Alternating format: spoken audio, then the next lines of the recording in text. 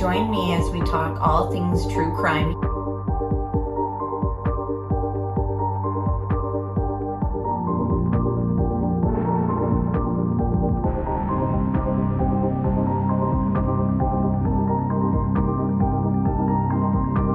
Made contact and shattered. The missing 4-year-old. The parents have called in and that the mother has went through a wall, came home, now they can't find her. Chad, where are Lori's kids? They've been missing for 4 months. You have nothing to say? 4 were stabbed multiple times and were likely asleep during the attack. Some had defensive wounds. Most of them had just like one that was the lethal stab wound. Oh, what a tangled web we weave. Once I told a lie, and I told my family, I had to keep lying.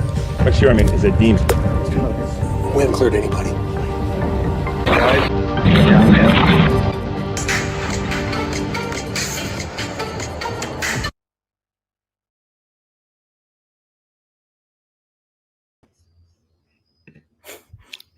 Hi, everybody. Thanks for being here. So we've got some things to look into, some new updates and some stuff that was released. Last Friday, we did this discussion as well. And my moderator and friend, Jay, was on with me and we were discussing the Idaho case. And during that discussion, we spoke about how, what was taking so long for Dylan's interview.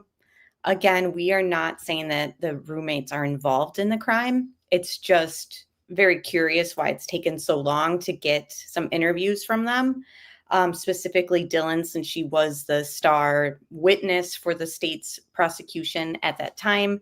And, she's the eyewitness of Kohberger in the house. So we were very anxious to get one of her police interviews. And I say one because those who have looked into these documents that have been released have pointed out that, there's been like 3 or 4 interviews with Dylan Mortensen.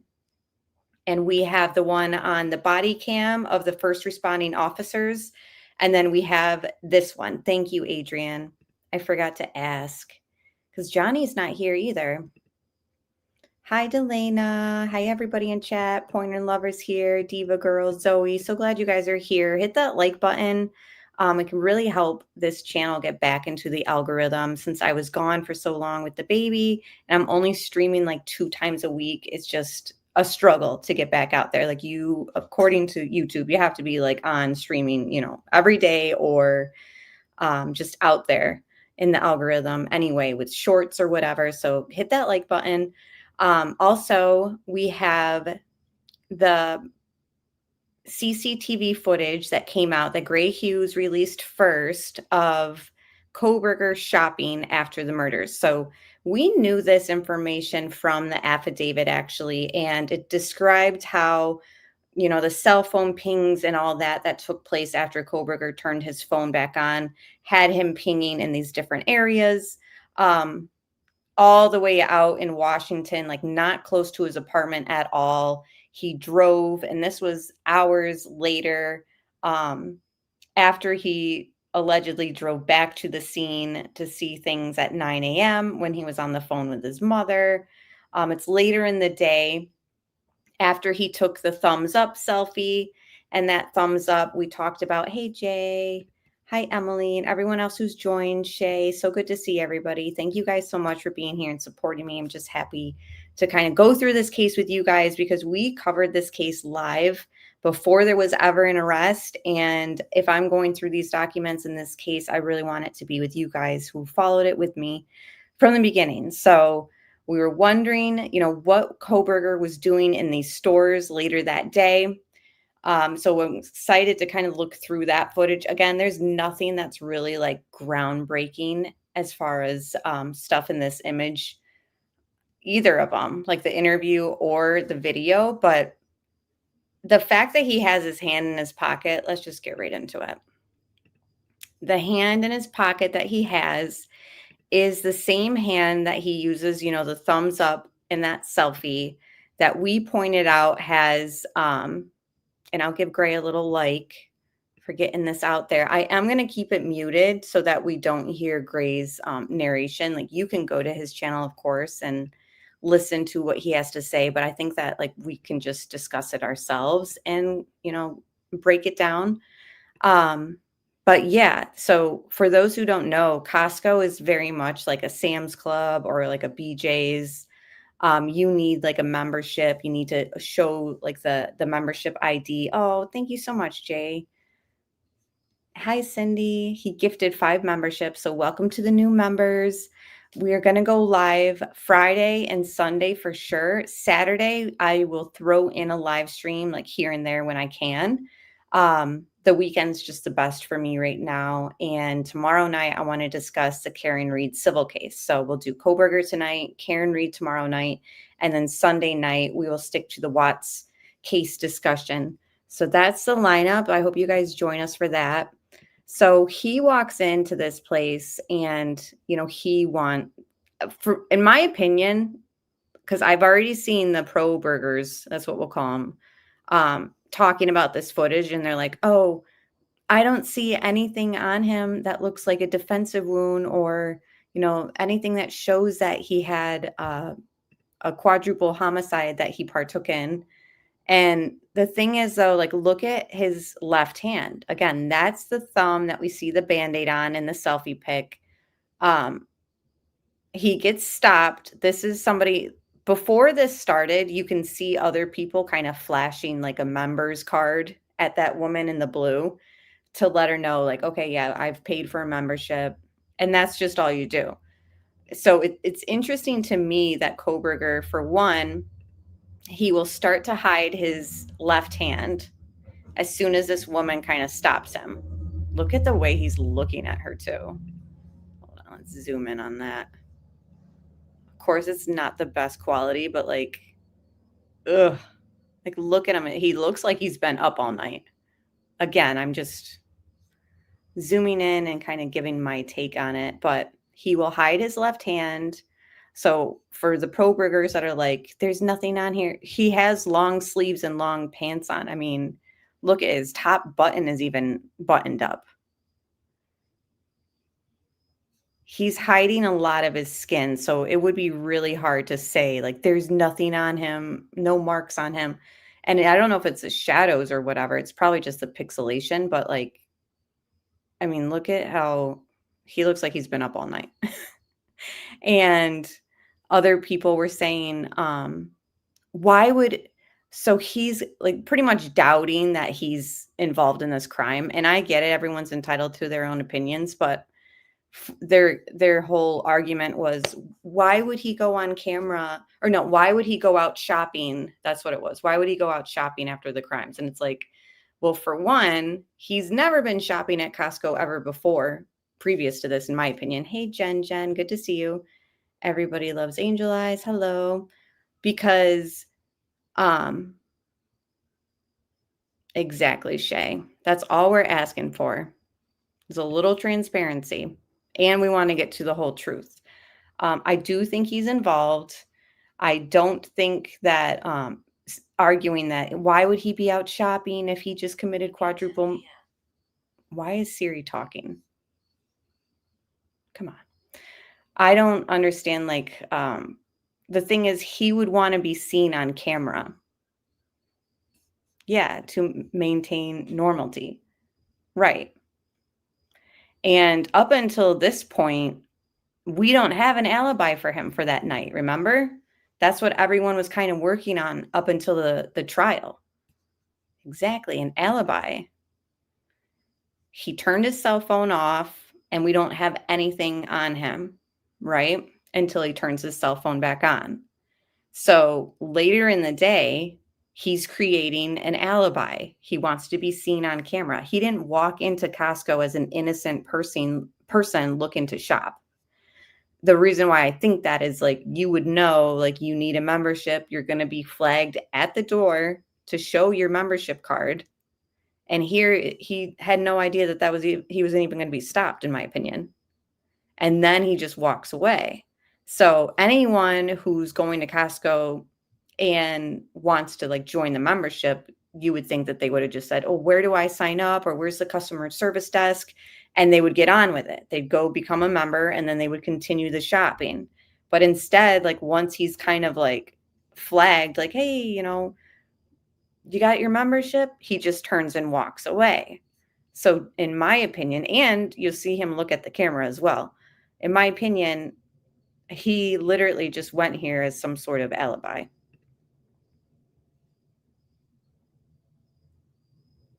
He's like, oh, just read his lips. Looks around. Oh, he's so creepy. I want to know, I would love to hear like that woman's take, like if she remembers this interaction or if like she was shown this video, like, and he just walks away, accepts it and walks away. Like there was no reason for him to walk into Costco except to be seen on camera. Anyone else would have just said, I'm just interested in, joining your membership, or he just walked away once he was told he couldn't chill there. To say, look, why would I be at Costco if I just did that? Right. I know. It's like they were just reaching. In my opinion, it is strange. I know. I wish we could see the hands better. So true. So true. I know. So crazy. Those people all walked past him and didn't have a clue what he'd just done. Think he got a kick out of it. And like that woman, if she had known, now it's going to show like his vehicle driving around. If that woman had known what he had just done hours prior, hey, Deco, for her to just her job is to kind of politely approach people or like stop people and ask for them to like show their membership ID. That in itself is kind of an awkward job. Like to be like, hey, where's your membership badge? Like, and then turn people away who don't have it. But every normal interaction that she does that with, she thinks nothing of. But this one time that she turns somebody away because they don't have a membership, it's like, come to find out it's somebody who he might not have been somebody that you wanted to just say like, no, you can't be here. What if he was still in some sort of like manic state or whatever and he like snapped or something? I don't know. It's just weird to think about how he just like bowed down and just left. She does kind of peek out to see where he went. Just think about how many crazies walk amongst us every day. I know it. It's so true. I went to high school with a crazy too, who's in prison the rest of his life for killing his toddler, who had cancer, and he was jealous of the attention his wife gave him, the baby. So for years, I walked the halls.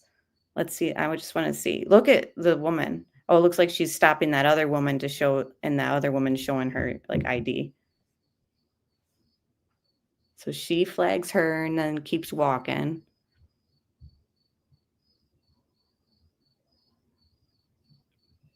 I didn't really see her like look to see where he went. I think she's just stopping people like she's supposed to do.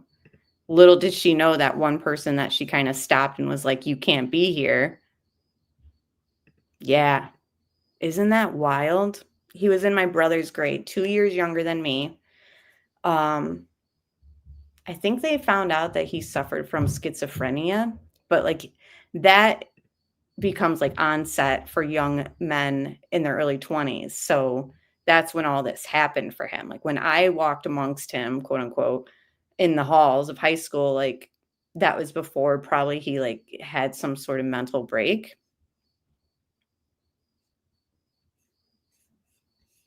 She walks to the end of the carpet and peeks out. Oh.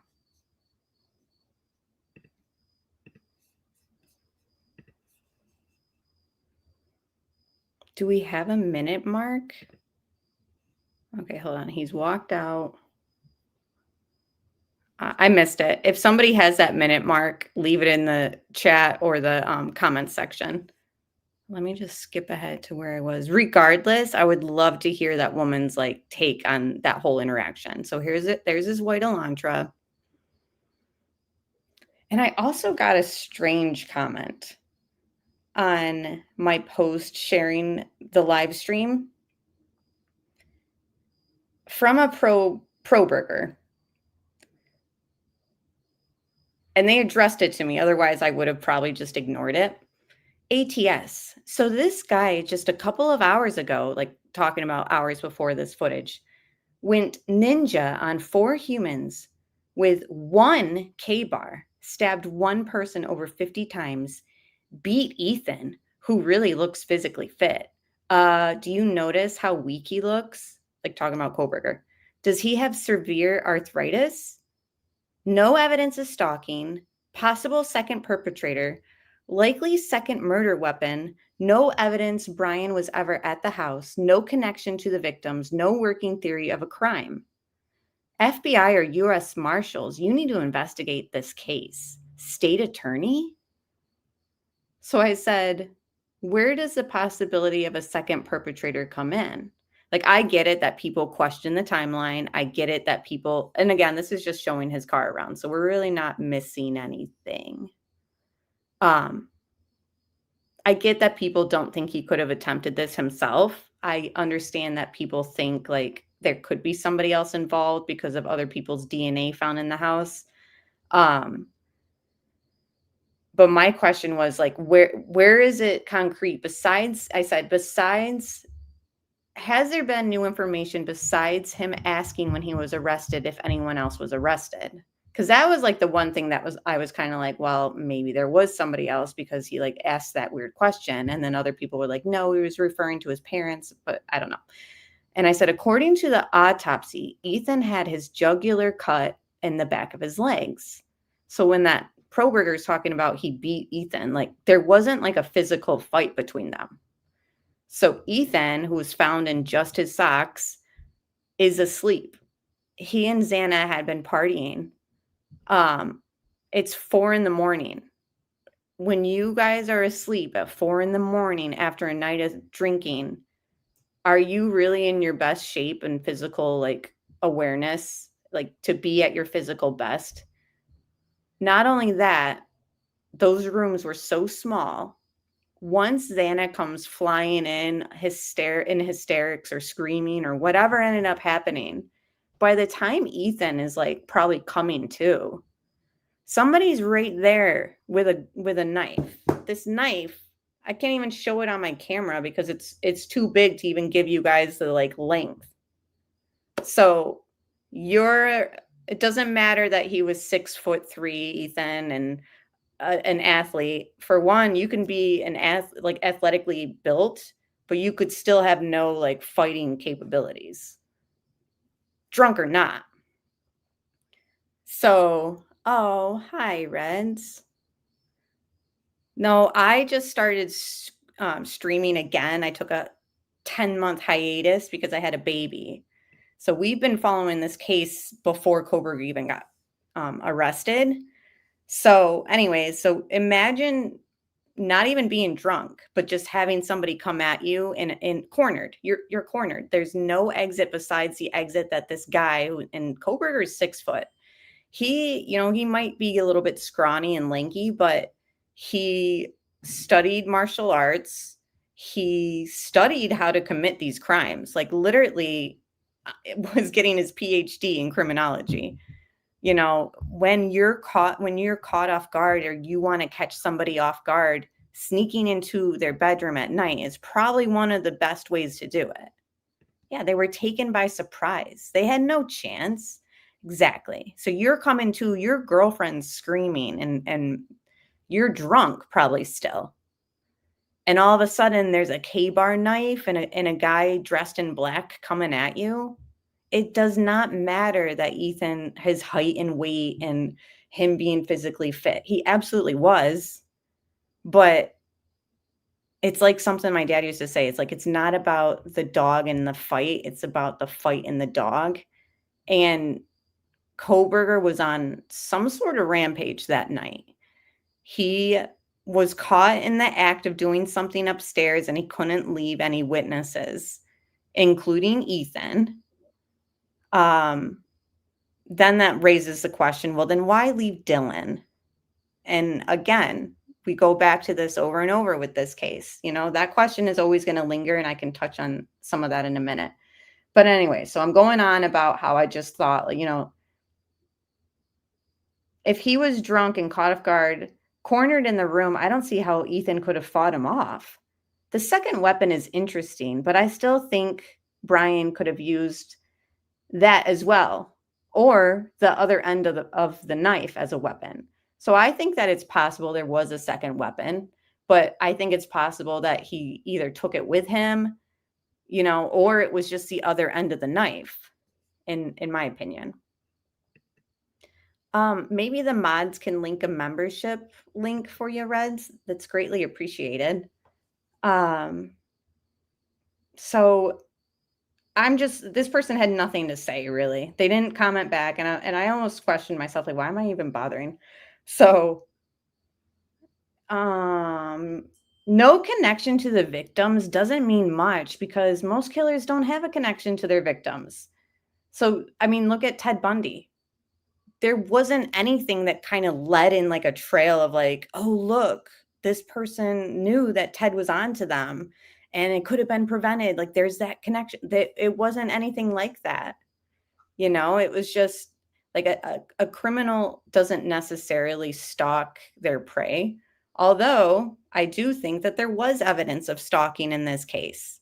And it was mentioned by law enforcement that there was stalking, and then they took it back. So the family and the roommates have all alluded to there being stalking towards Kaylee specifically. Remember, she thought she saw somebody when she was walking Murphy.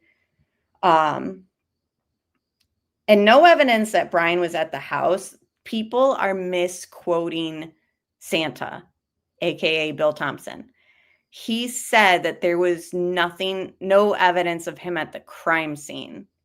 And then at 9 a.m, his phone pinged on the tower that the people at the house ping at, right? Oh, thanks for becoming a member. I appreciate it. Can you guys help me clarify that? Because a lot of people have been saying that in my comment section. Bill Thompson said that there was no connection to the house, but he said no connection to the crime scene. So that doesn't mean that he didn't go back at 9 a.m. That's how I'm taking it. Like, the crime scene is in the house, in the rooms. But again, I don't know. Yeah, the fact that they didn't want to ask Bryan any questions about how or why is baffling. So you're going to take the death penalty off the table. Oh, and that's the other thing, guys. Like, so this, again, we're just playing Kohberger. You can see him walking on this footage. There's nothing that's very like, oh, wow. It's just interesting because we were wondering where this footage was. It was mentioned to us in the affidavit. He hit his left hand. He doesn't try to get a membership at Costco. So to me, that's red flag that he was just there to be seen on camera. That's pretty much it. But the Law and Crime put out their own video on, this footage, right? And, oh no, I'm sorry. This is Court TV.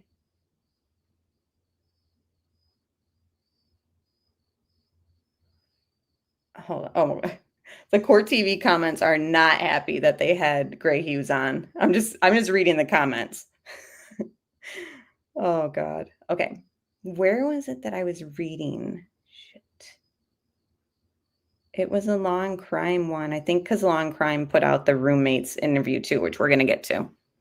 So while this footage is just playing, which of course it'll show Kohberger's white Elantra and all that, I will read the comments on. That's interesting. The comments on the interview of Dylan's, which we're going to play. But I'm going to play it from Plunder.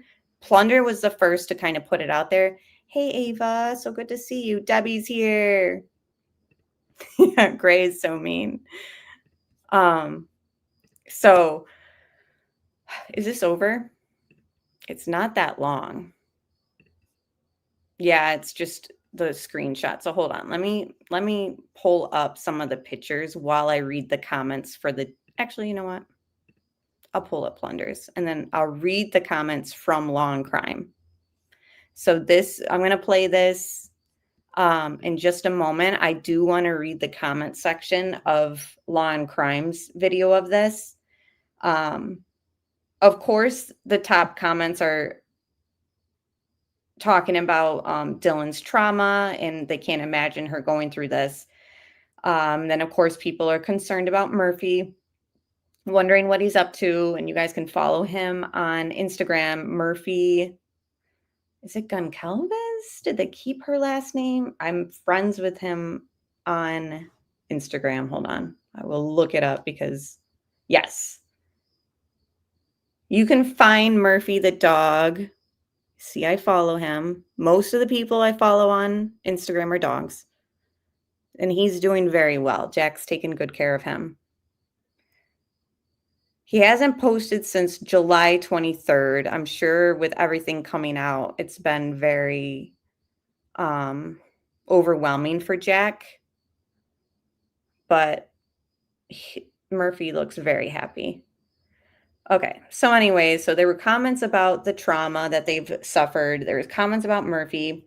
And then it comes to the comments that I was kind of like, okay, I'm glad I'm not the only one. And I know based off of Delana in chat, Adrian, Jay, like we all have questions. Debbie, I know everybody. Not to say that Dylan is involved with this crime, but you know, I mean, this sums it up right here. It blows my mind. Hold on.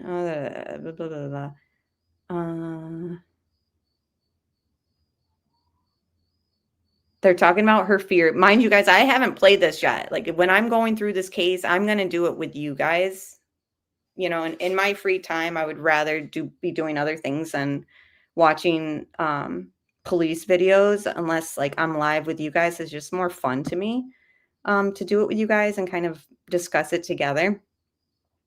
But yeah, the questions never asked her what the most logical question. Why didn't you call 911? And then somebody said they really need to just make a public statement why they didn't. And they said they did. Remember, we were drunk. We were scared. Total crap of excuses. I'm just reading the comments on the long crime video of this.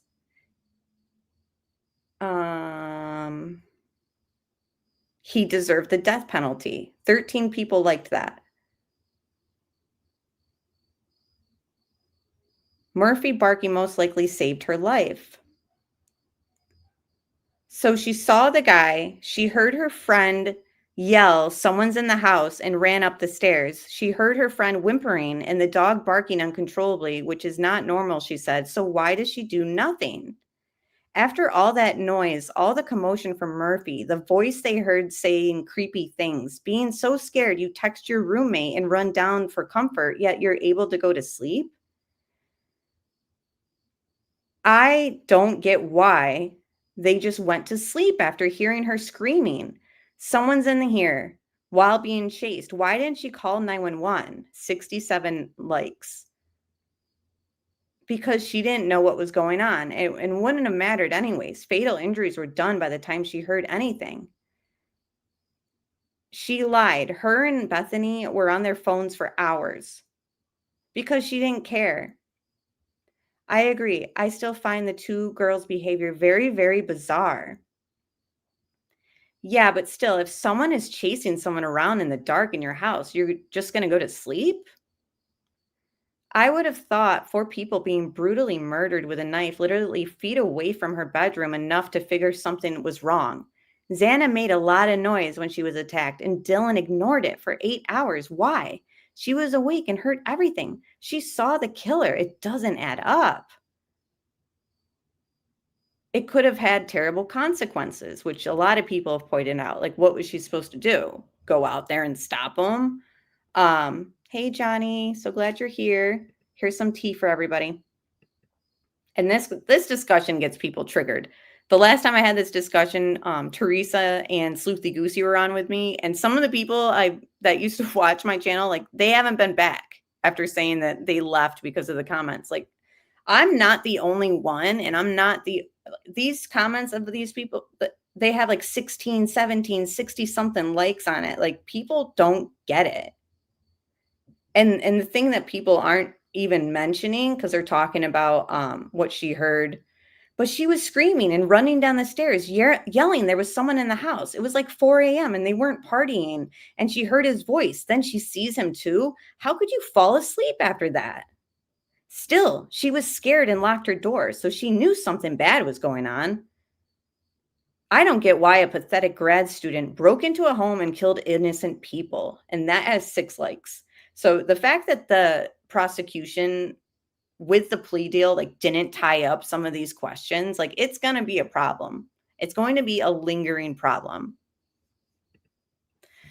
I think it's still possible he watched them and coveted Dylan for some unknown reason, maybe height or being the awkward one in the house. I don't know, but why? But coveted is common. I think that that's possible. Like, maybe he was, this is a theory that's out there. I'm not saying it's the truth or what I believe, but there is a theory that Dylan was being bullied by some of the people in the house, and Brian could have known about it or something and had like a soft spot for Dylan. I don't know. I don't know if that's true. I'm just saying what's out there. I still think that it's possible that there was some sort of discussion between, because they both, it's acknowledged in the paperwork that they both saw each other. So we know that Brian saw Dylan. We obviously know Dylan saw Brian. But it's been confirmed that like he saw her too. So I think, and this doesn't include Bethany, like I think that maybe this was kept from Bethany. She said, just leave. And I've said this in all my streams, like after I came up with this theory, because nothing makes sense to me besides maybe there being some sort of truce between Dylan and Brian where it was like fear, like, oh my God, I'm next. He's exhausted. He just, he wants to get out of there because, somebody else could have heard and called 911, not even just Dylan, and they had some exchange where she said, just leave. I promise I won't call the cops. Just don't kill me. And that's nothing. Where has it been confirmed he saw Dylan? In there is confirmation of that. We read it in one of the interviews. There was, God, trust me, because I was always like, wait, so then did he even see her? But yeah, there has been confirmation that he saw her. Chat, try and help me out, or somebody on replay. It's either written in a report or it was stated at sentencing by Bill Thompson. But yeah, bad decisions were made, but I don't think they were involved at all. I agree.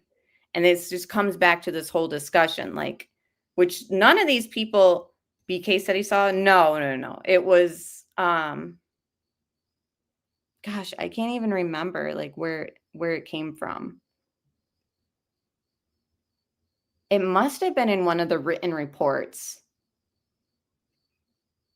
So BK didn't say it, but it was never like stated like, no, he never saw her. I'm trying to remember. You guys need to help me out.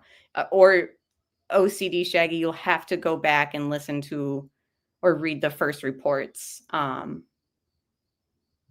Maybe it was at sentencing that Bill Thompson said it. And I'll look for it too. Like, I don't want to just leave you hanging or leave everybody hanging and not be able to back it up. I might even pin the comment or talk about it next Friday. But yeah, something has backed up that it was confirmed that they saw each other, that we know that. I want to say it was stated at sentencing, but don't quote me 100%.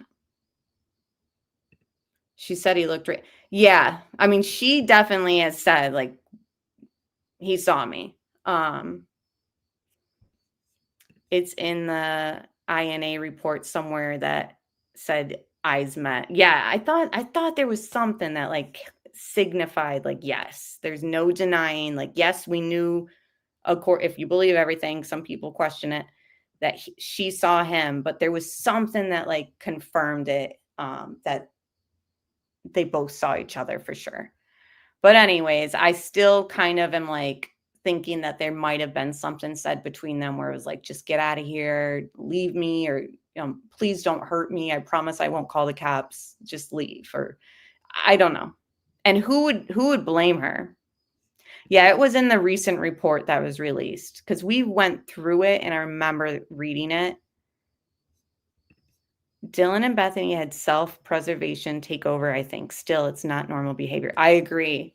And the thing that those comments that were outraged on the long crime video aren't even mentioning, like, yes, she heard things and she saw him in the mask, but she saw Xana laying on her back in her underwear. She saw it. And it was confirmed that there's blood all over. And she thought she was drunk.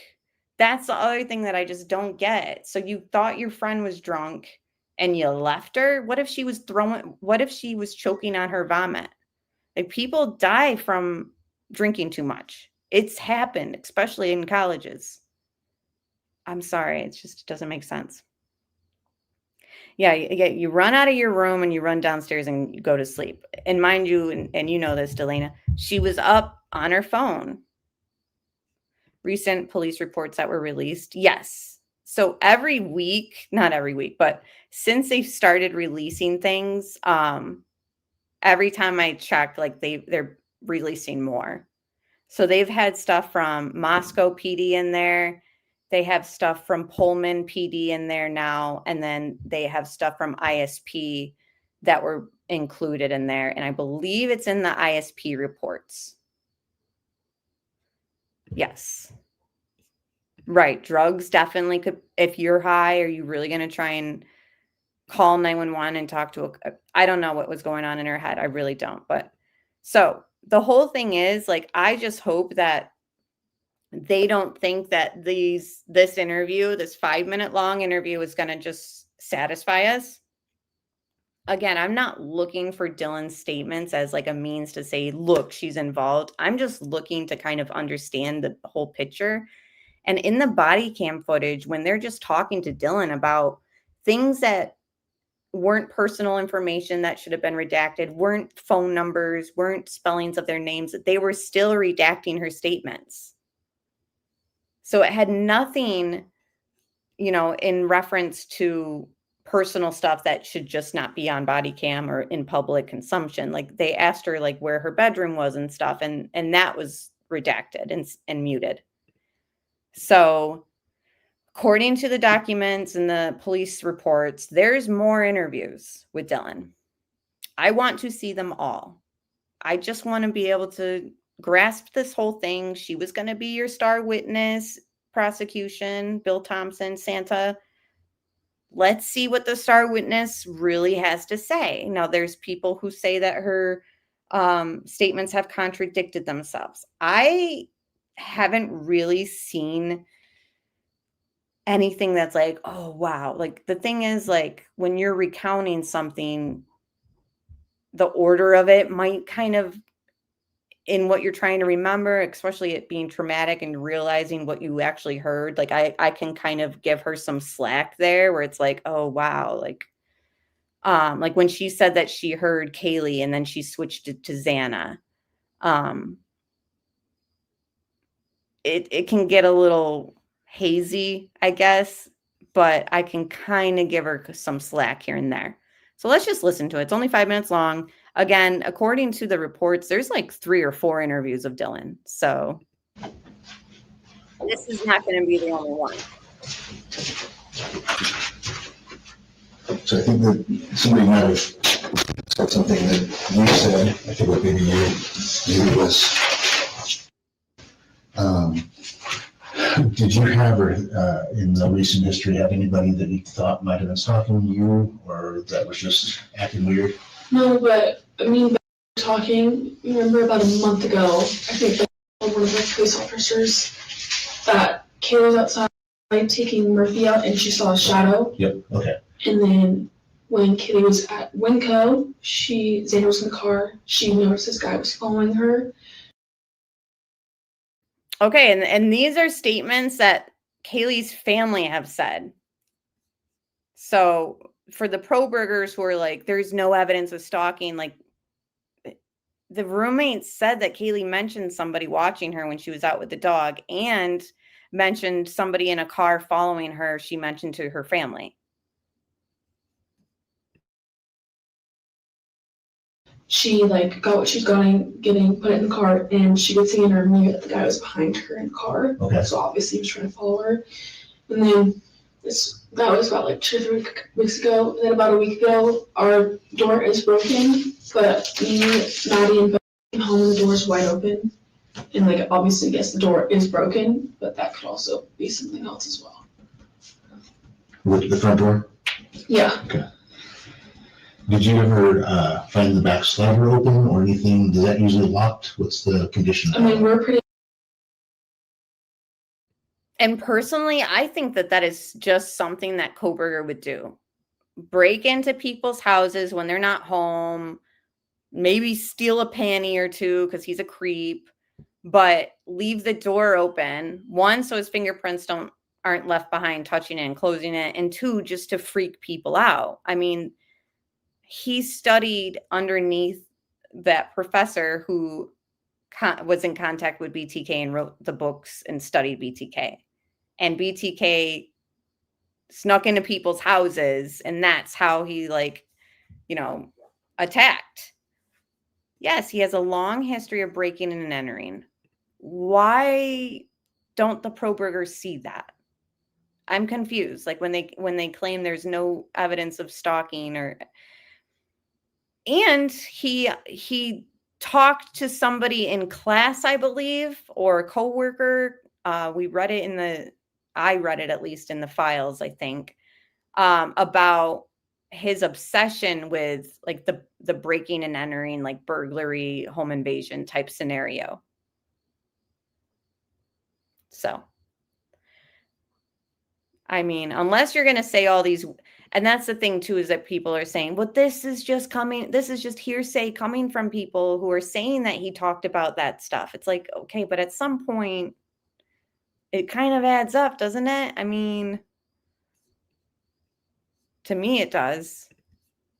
Good at locking it. I don't think we locked it last night.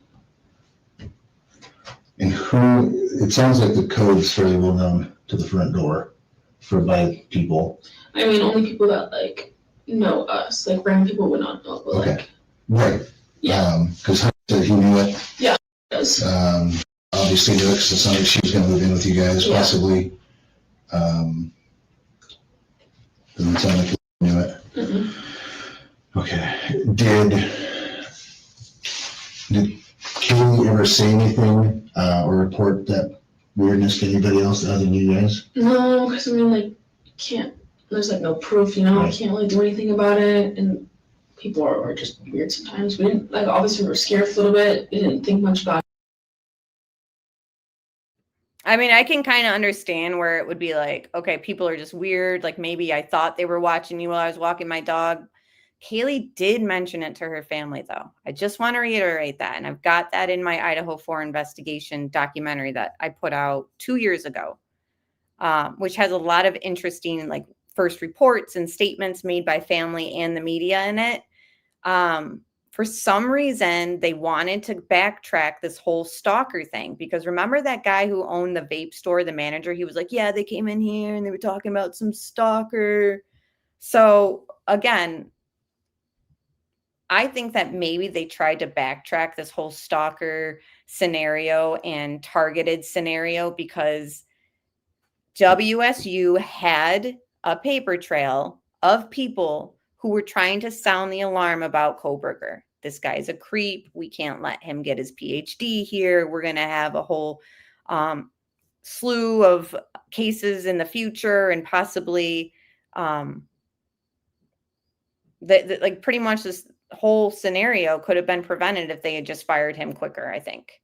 And I think that to take the weight off of like the WSU's like lack of being proactive about this creep, they tried to say that like there was no stalker and that nobody was targeted, even though they like started off with that, because if somebody was stalking somebody and targeted somebody after coworkers and people tried to say that this guy is capable of doing that and WSU didn't do anything, then it looks very, very bad on the university.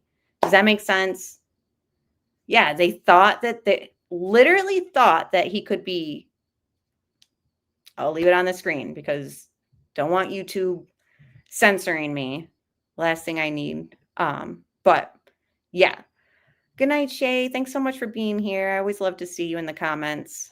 So in my opinion, that's why they tried to backtrack from the targeted theory and the stalker theory, because that was just too much out there as part of this whole thing going on where WSU could be held accountable. And I think that they should be.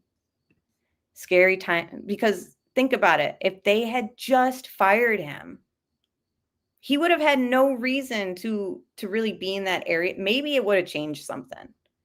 He might have still wanted to follow through with the crime because he still had that apartment living there. But if the TA job was taken away from him, so no income, the PhD that he was working for was taken away from him, so no reason to really be there. Like, would he have gone home? Could this have changed something? I don't know. Scary times we live in today to begin with. I fear the young lady's going off to college for the first time. My niece goes next fall, and I'm so worried about her. Terrifying things happening. Is she going to live, and thanks for being here, is she going to live on campus or off campus? Because one thing I will say, if you're living off campus, this is your first time living on your own, which even if it's not your first time living on your own, get a Ring camera. Make it known. Hey, Seth. Hey, Paul. Right. And I feel the same way, Paul. Like, I've tried to look at this case upside and sideways and backwards and forwards so many times. It still leads me back to Kohberger being involved. I don't want to like harp on anyone's opinion or anything because I appreciate it, but you know. But anyways, I really think cameras and making it known that you have a Ring footage camera, like, not only would have locking their doors helped, but I really think a camera would have prevented something like this. I mean, yeah, and they are cheap. They're so cheap. They're worth it. Yes. But what can you do, you know? Hindsight's 2020, as they. After that, because there's nothing really weird after that. Did she see what kind of car it was that he was driving? Something like that? Mm-hmm. Where did Kay work? She worked at home for a business, I believe. I can't remember what exactly it is. And if you guys went home after being out all day and your front door was wide open, I don't know about you guys, but I would immediately have bought a security camera, or like there would have been something that I would have done differently. Like if I came home and my front door was wide open, that would have freaked me the F out. I don't know about you guys. So she was just she works from her apartment? From the room? Okay. What about Maddie and Susanna? Where did they work? Maddie and Santa both worked at Mad Creek, and then Maddie also had a paid internship through this business as well. That was online at home.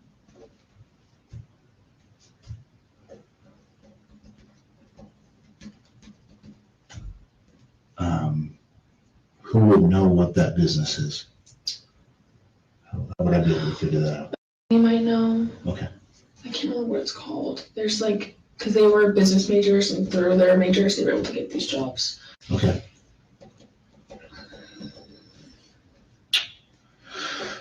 Okay. Yeah, I just something about Katie talking about something like that. Yeah. And then I heard that it was possibly you. So I just wanted to make sure that I got the right person out of those kind of things. Did you hear Murphy barking or doing anything? Yes, he was barking a lot. Throughout the night, or? And I heard Kaylee go upstairs, he's barking a lot, and then I could tell that he was outside. I don't know how the police found him because he wasn't in the house. Okay. But he has a puppy, he barks, but he was barking a lot if there was someone there. So, guys, for those who have followed this from the beginning, do you remember the conflicting reports about where Murphy was? Because I remember it being, they said he was outside, somebody found him outside, and then there were reports that he was inside in the kennel, and that they like made a point to say that the dog didn't contaminate any crime scene because it was in the kennel. And then we see the pictures. Remember when the photos came out and it showed Murphy underneath Kaylee's desk, like curled up?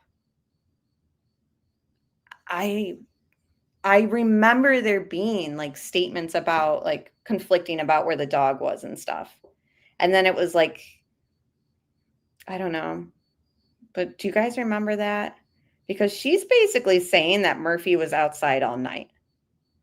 So this is what I heard somebody say on Reddit.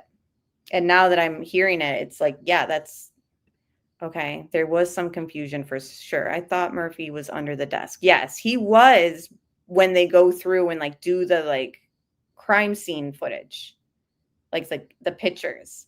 And we see in the body cam footage, the dog comes out of the house. So Dylan is saying here that the dog wasn't in the house and she doesn't know why or how the cops got him or whatever. And then this is something that somebody on Reddit said. This is Dylan talking about Murphy in the interview on YouTube. It's only 5 minutes long, so not much to discuss. One thing she mentions is that she didn't know where police found Murphy as he was outside when asked about her hearing him bark that night. Other interviews, she says she heard Kaylee dancing with Murphy, later says Xana. So he was in the home until the murders. So someone put him outside, which I thought all along with the sound of the barking. The barking carried on after the car left. So someone let him in after 4:30 a.m. and when law enforcement were called. More than one neighbor reported hearing him until at least 5 a.m. How is this not relevant to law enforcement? Even if it was Brian, wouldn't it suggest that somebody else was there after he left? I think that this person is saying, like, if the dog was outside barking and being heard by neighbors that he was barking around 4:35 in the morning, somebody must have let the dog in because it was inside when the cops got there. The photo I added yesterday, so this is an ongoing post on Reddit, that appears to show bloody footprints near the patio doors doesn't look like there's any paw prints.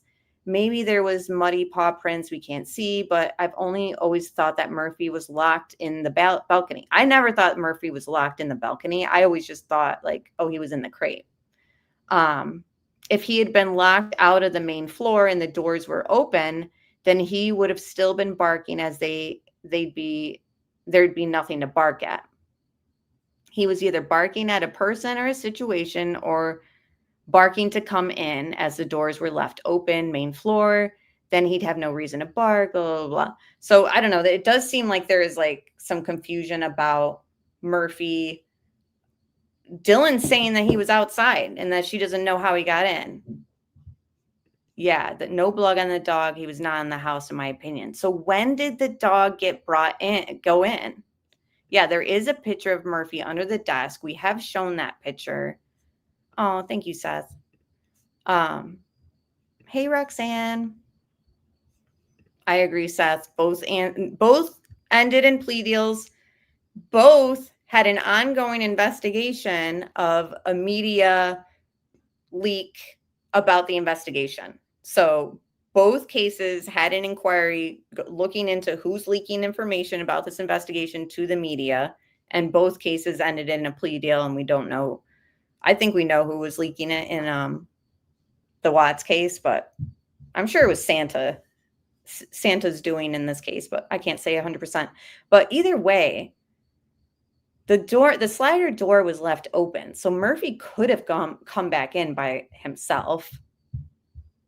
And then that must mean that Maddie's door must have been shut the whole time, because Murphy would have gone in there and contaminated the crime scene or gotten blood on him or tracked blood around. So I guess to me, it's just interesting that like Dylan's saying like, I don't know how the cops got him because he wasn't inside. Yeah, the slider was left open. So then that means that Kohberger chases Xana downstairs and shuts Maddie's door then? That's where I've been confused. And we looked in the documents too, like about the crime scene and the first reports. And they said that besides shutting the door, they left the scene exactly the same as they found it because they didn't want the dog to go into the room. So then I'm still like confused. If that door was wide open before the cops shut it so Murphy couldn't get in there, like how come Murphy didn't go in there prior? Or was the door just always shut? I'm just really confused about the door. Can somebody help me iron that out? Because I thought we kind of clarified it in the last stream when we talked about this, and that they closed the door so that Murphy wouldn't go in. And other than closing the door, everything was kept the same as they arrived. But if that's the case, then why didn't Murphy go in there and see it's his owner? You know, like you would think that he would have gone in to see Kaylee, like even if she was passed. Maybe he did. And that's why he was hiding underneath the desk. I don't know. It's like another, just like the Watts case, these dogs being in the middle of it and like knowing so much, and they can't obviously talk and tell us what happened. The Watts case would be little Dieter. And that was at 1:32, or was that around 4? And everything happened. And when he was barking, when you first heard him on barking after she was up there playing, did you hear him go outside, or did he start outside? Murphy was with Kaylee when they were like dancing. They walked upstairs. He was still with her. And then when she yelled, someone's here, he started barking in the house. And then I believe the slider door was open, and I think he went out that way because I could tell like the sound of his barking was getting like more distant. Do you think that Murphy would have went after him, wherever he was? Maybe, but I mean, he's a puppy. He doesn't fully know that yet. No, he would just be, if anything, probably playing with him. Yeah, I don't know. When the guy in black left, did he close the slider or did he leave it open? I don't know. I just ran downstairs. Correct. Okay. Okay, anything else? Not that I can think of. No. All right. And that's the thing too, like she was scared enough to run. And we already knew that based off of their text messages and stuff to each other, like run down here. I'm just still so confused. So she knew that Murphy left the house because the barking was getting more distant and she just didn't care. So Kaylee yells, there's somebody here, and the barking starts, and then Murphy runs out the slider and the barking gets distant. So when did the dog come back in, and was that door to Maddie's room open or shut? Yeah, it's only 2025. Why can't dogs talk yet? I'm gonna go talk to my guys who've done other interviews and see if anybody's got questions, so that we can kind of start putting more pieces together.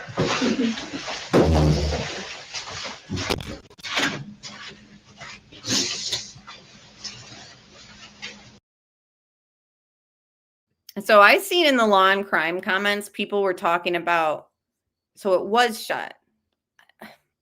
So then I'm trying to paint this whole thing of, like Bill Thompson said, pretty much word for word, he says, so for whatever reason, this is at sentencing, for whatever reason, Xana goes upstairs and he kills her too, or something like that. So he chases Xana downstairs and shuts the door behind him. That's what I'm trying to figure out. Like, if he's interrupted by Xana, and it's this whole like, oh crap, like, what are you doing? I can't let you be a witness to this. I'm going to chase you down to your room. And Dylan says she heard like the running and stuff. He like chases her and like shuts the door behind him. I don't know. Don't you guys think that this is like kind of weird? Like, I'm just trying to play it out and understand it. So he's chasing Xana down the stairs and decides to shut Maddie's door in the process. Don't give up on hope, Miss ATS News. I seen a YouTube recreated a device that speaks dog. Now, if we can only reverse that, we can understand dogs. Oh my gosh. Yeah, I agree. Cats are too stuck up to want to talk to us too. We'll probably hear from aliens before we hear from cats. You know, they're just too cool for us. But in all like seriousness, guys, like I am really just trying to like paint this picture that they're trying to like give to us. I mean, maybe he did shut the door chasing her down. Maybe. But my whole thing is, this is not the only Dylan interview. So I really want to see more. Again, this has nothing to do with me thinking that she's involved in the murder. It's mostly just me thinking that like there isn't full transparency in this case. And I want to know why. And this is just me wanting to like understand like what happened here. Like you let somebody who committed a really atrocious crime, like completely atrocious. I mean, the poor family, you know, like having to cremate their children because they were just like unrecognizable and stuff. Like it's just the level of like horror, them finding out how many other families finding out how many times Xana was stabbed, being horrified, wondering why this was allowed to end in a plea. Just take death penalty off the table. Don't make them explain. Don't make them say anything. I don't get it. Is it because you guys fumbled the DNA and everything that was left in that refrigerator? We talked about that last week. Is that why you decided like, oh, just get him to plea? Like, who cares if he explains anything? Like, we screwed this up. Like, everything was lost. All our evidence is lost in that fridge that was at 60 degrees overnight and the alarm was going off.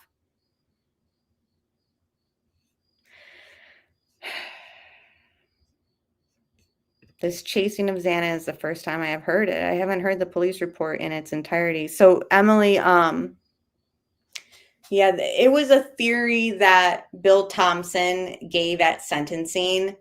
And I'm going to play the affidavit. This is from my documentary. I hope you guys check it out. And there was an interview with ISP, Emily, after all this. And the officer gave his theory of what he believed happened. And he also was saying that he thinks that Xana went upstairs, interrupted, and then was chased down to her bedroom. Her fries and her food was found in the kitchen near the microwave. So we all kind of just speculated and thought like, okay, so she was eating in the kitchen, heard something, decided to go upstairs, check it out, and then stumbled upon what was going on, ran downstairs to get help from Ethan.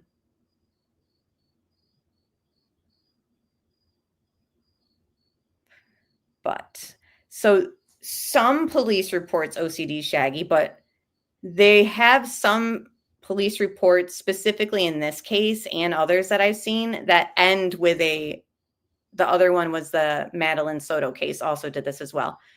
Every single report and supplemental report will end in a sworn statement, which will follow up with, I hereby state that what I say in this report is 100% true. Otherwise, I suffer the consequences of perjury or something along the lines of it being an official sworn statement in court. Like they're basically swearing on it. And if it's found out to be that they're lying in the report, that they've committed perjury. So take that with what you will, not saying that they couldn't still lie in these reports. But I do think that kind of has more weight than just like police notes that could be like hearsay where they don't like follow it up with like a signed statement. So I have seen the signed statements in this case as well as the Madeline Soto. I have not seen the signed statements in the Watts case. So that was interesting to me to see more than one case have these follow-ups where like I hereby state that what I say is true, blah, blah, blah, or I could be committing perjury. And the Watts case doesn't have that. So And in fact, the Watts case has a disclaimer saying that their notes aren't word for word verbatim. For more context, please see the video file, and then it'll link the file to like an interview. So I don't know, just something I wanted to throw in there. But anyways, the affidavit, the arrest affidavit, absolutely is supposed to be like a sworn, like, this is the truth. This is absolutely like the facts that we have to build the arrest on this person. And in this affidavit, they do quote Dylan with looking outside her door more than she states in her first body cam footage interview. So when the first responding officer is talking to her and getting her statement, she's talking about how she looked out her door and seen or didn't see anything but heard stuff and then shut her door. The affidavit describes that happening more times than Dylan has told us verbally so far. So I think that that's interesting. You know, take it for what you will, but it is described differently than what she has said to us so far. Maybe in these other interviews, which is, it's apparent that they release every single interview with Dylan because people are pointing out the things in the affidavit don't align with her verbal statements already.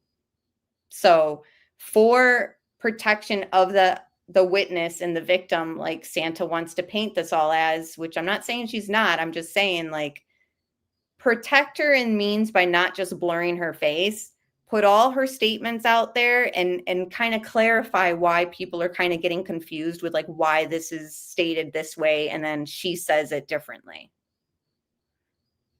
I think the officers fabricated a lot. I do not think it's her fault. So you mean in the affidavit they kind of amped it up, or like, because like the thing too is like I could see that happening in a means to solidify the arrest on Bryan Kohberger, but I don't get why they would add in like she looked out this time and shut her door and then she looked out. If that wasn't true, like that has nothing, like, why fabricate that about the eyewitness? You know what I mean? Like, it's not like they like arrested Kohberger anymore because of how many times she opened her door. Do you know what I mean? I don't know. And if they are fabricating her own statements, then that's a shame, because people are dragging these surviving roommates. And if you could do things to protect them, don't just blur their face. Make everything clear.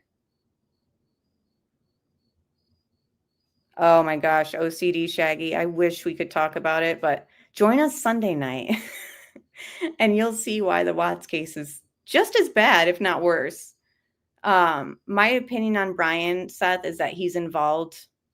I think that he just is a sick person. I think he had some sort of like something in his head that was telling him like, you want to kill. And I think that he was arrogant enough to think that he could study up on it and get away with it. And he gave in to his dark desires. That's what I think. He's just a sick person.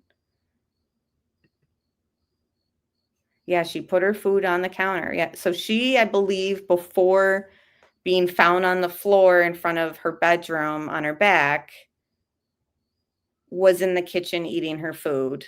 And we know that she just picked up her DoorDash. She just was on TikTok commenting on people's posts right around that time. So everything was normal. She's in the kitchen. She hears something, but she doesn't have her phone on her because she just went to the kitchen to like eat or like warm something up real quick or something. So it's not like she went upstairs and like could call 911. Like, I think that she left her phone downstairs. I would love to know that detail too. Has anyone heard that? Like, where was everyone's phones? Like, I know Maddie and Kaylee's were found, I believe, in the bedroom. Something that Steve said that there was proof on Kaylee's phone that the surviving roommates tried to call her and stuff. But where was Xana's phone? Does anyone know that? Again, I'm just trying to paint like a full picture. Yeah, that's the thing too, is like, I don't try to drag them, Seth. I'm just having a hard time understanding this case. And fortunately, they're part of like me not understanding this. I get Bethany, like, you know, I don't think she even knew, because Dylan doesn't even say in the text messages between them anything in detail, like screaming and stuff like that. And I don't think that Bethany knew that Dylan saw Xana laying on her back. Yeah. Right. So why the need to carry your phone room to room? Like you're feeling like you're safe. I just wish she would have ran out of the slider doors and of course it's like, well, she maybe have wanted to save Ethan, so she ran to Ethan maybe to warn him and all that, Ugh, it's so terrible to think about because she could have maybe gotten free if she had just ran out of those sliders. Ugh.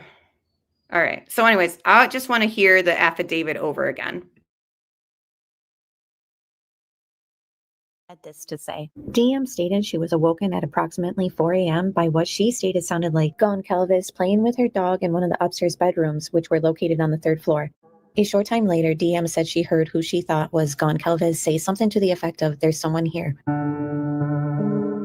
A review of the records obtained from a forensic download of Kernodle's phone showed this could have been Kernodle, as the cellular phone indicated she was likely awake and using TikTok app at approximately 4:12 a.m. DM stated she looked out her bedroom but did not see anything when she heard the comment about someone being in the house. DM stated she opened her door a second time when she heard what she thought was crying from Kernodle's room. So far it's saying when Dylan heard somebody scream, "There's somebody in the house," the affidavit is saying she looked out her door. In the statements that we have in the body camera and this interview that we just went through, the 5-minute one, she doesn't say that. She says she's in her room and she heard that. Somebody say, "There's somebody here." So again, why is she being misquoted? Or maybe she elaborates later on in another interview. Like all this needs to be shown and clarified. DM then said she heard a male voice say something to the effect of, "It's okay, I'm going to help you." At approximately 4:17 a.m., a security camera located at 1112 King Road, a residence immediately to the northwest of 1122 King Road, picked up distorted audio of what sounded like voices or a whimper followed by a loud thud. A dog can be heard barking numerous times starting at 4:17 a.m. The security camera is less than 50 feet from the west wall of Kernodle's bedroom. DM stated she opened her door for the 3rd time after she heard crying and saw a figure clad in black clothing and a mask that covered the person's mouth and nose walking towards her. DM described the figure as 5'10" or taller, male, not very muscular. So again, the affidavit is saying she opened her door. Dylan stated she opened her door a 3rd time. So we have yet to hear Dylan state that. I'm just pointing it out, not saying that it's not true. I just would like some clarification, and hopefully they release all her interviews so that we can see like, oh yeah, she did state that. But athletically built with bushy eyebrows. The male walked past DM. And like all the pro-burgers have pointed out, which I can't blame them for pointing this out, Dylan has yet to describe the guy with bushy eyebrows, right? In the body cam footage, she never said it. And then in this 5-minute interview, she never says bushy eyebrows. It's something that the pro-burgers are pointing out. I would love to say something back to them and say like, well, at this minute mark, she states it, but we haven't seen that. So when people are saying that they fabricated stuff for this arrest or this and that, like that's one of the things that they're pointing out. Unfortunately, it hasn't really been explained. As she stood in a frozen shock phase, the male walked towards the backsliding door. DM locked herself in her room after seeing the male. DM did not state that she recognized the male. This leads investigators to believe that the murderer left the scene. Investigators found a latent shoe print. This is located during the second processing of the crime scene. The detected shoe print showed a diamond-shaped pattern just outside the door of DM's bedroom. This is consistent with DM's statement regarding the suspect's path of travel. Suspect Vehicle 1 is next seen departing the area of the King Road residence at approximately 4:20 a.m. at a high rate of speed. Vehicle is next observed traveling southbound. 911, 911 call came in for an unresponsive female. No, I don't think Dylan's involved in the crime. I just think that we need to kind of iron out all these questions of like, she didn't state this, they're saying she did state that. Like, all that needs to kind of be like explained, personally, I think. And in a means to protect the surviving roommates. Don't have them be attacked online by people who are pointing out these inconsistencies. Like, explain it, release everything so that there's transparency and there won't be anyone who gets dragged because everything's kind of been put out there. So this is one interview of Dylan's. There are more. So everyone needs to understand, like, this isn't going to just make the public like satisfied, unfortunately. Like, there's so much to this horrific crime that people want to kind of understand and kind of get transparency on. Like, people who think that their roommates are involved, release everything so that it can shut them up. Like, I think that Kohberger's the person, and I think that he's in the right place behind bars. I don't think that it was handled appropriately. And after reading what we went through last Friday about a bunch of evidence that was extremely sensitive, like there was nail clippings from the victims in that fridge that had the alarm going off because it was at 60 degrees. Everything got ruined. There's no fixing that mistake. And because of that mistake, is that why they shut this down and just took death penalty off the table and said, forget it, like, just give him what he wants? Because Bill Thompson is asked specifically by a reporter, what do you say to those who say that you made a deal with the devil? And he says, we made a deal. The prosecution made a deal on their terms, not anyone else's. And it's like, no. Right. The lack of transparency is why the surviving roommates are getting dragged. And for Bill Thompson to come out acting like, oh, how dare anyone say that about Dylan and Bethany? Well, clarify it. Explain, like, release everything, and then it can shut them up. No, I don't think that they were involved in the murders. But I do think that there's some questions that need to be kind of ironed out. And if you're having her statement be a one way in the arrest affidavit, and then we've seen 2 statements from her thus far where it doesn't really align with what you're saying she stated, like, then release the stuff that shows what she stated matches the arrest affidavit. You know what I mean? There just needs to be transparency. I do think that there is an aspect of like shock or not really fully like realizing what you saw and heard. Again, if I'm walking by and I see my roommate laying on her back after seeing a masked person in my house, and I'm so scared I have to run downstairs to my other roommate, like, I'm calling 911. Like, once I get down to that other room and I lock the door. I don't know what's going on. I just saw somebody in a mask and my roommate is upstairs laying on her back and I'm too scared to look. That's simple. I've taken LSD. I'm tripping on shrooms. Whatever needed to be said, like, I just hope that there's like an open discussion with people who have people with kids that are going away to college. Like, don't be afraid to call 911 if your gut is telling you something's not right, or if you see something. I'm not understanding what you mean, Seth, if she's impaired. You mean if she's drunk and on drugs? You also have to remember, too, that she's up on social media. According to her phone record, she's up on social media, going on sites and all that. So it's like,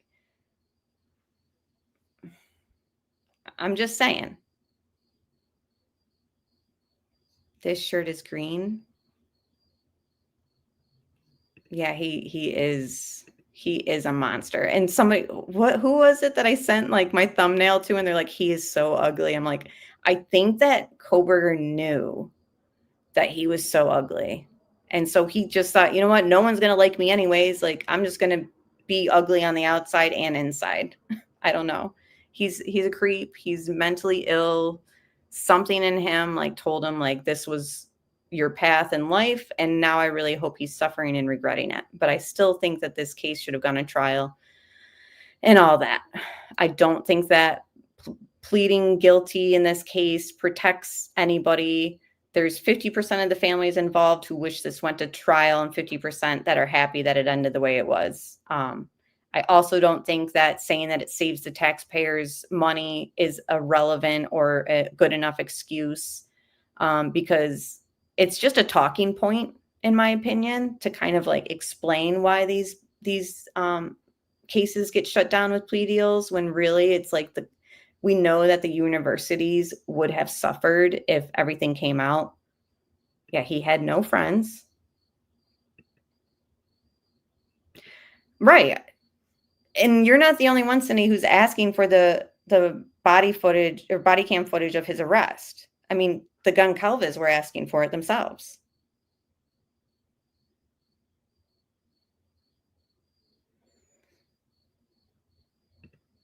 But anyways, guys, so tomorrow night I want to touch on the civil case in Karen Reed and talk a little bit about Turtle Boy's case in connection to that discussion tomorrow night, because they are related. You know, Turtle Boy facing 102 years for witness intimidation is a direct result of his connection to the Karen Reed trials. So, and trials because there was two juries who couldn't find her guilty, and we still don't know who killed John O'Keefe. I mean, I think we kind of have an idea. So anyways, we're going to go into that tomorrow night. And then Sunday, we'll do our little Watts discussion. Again, the only reason why we continue with the Watts stuff is because you guys leave the comments and ask for those discussions and tell me how much you enjoy them. So I'm here to please the subs and have those discussions with you. So I hope you guys join me tomorrow night for Karen Reed's civil case and Turtle Boy's witness intimidation case discussion, and then Sunday for the Watts live stream. And I appreciate you guys all for being here. Everyone who participated into my chat and in the comment section on replay. Again, hit that thumbs up. I'm trying to get sort of more of a schedule of streaming. Again, the weekends really seem to be the best time for me. So I hope you guys can join me again next weekend and we can dig into more of this case on Friday night. And then the other cases when those are scheduled as well. So anyways, I really enjoyed this discussion with you guys and hanging out. So join me tomorrow night and Sunday and then next weekend too. So bye guys.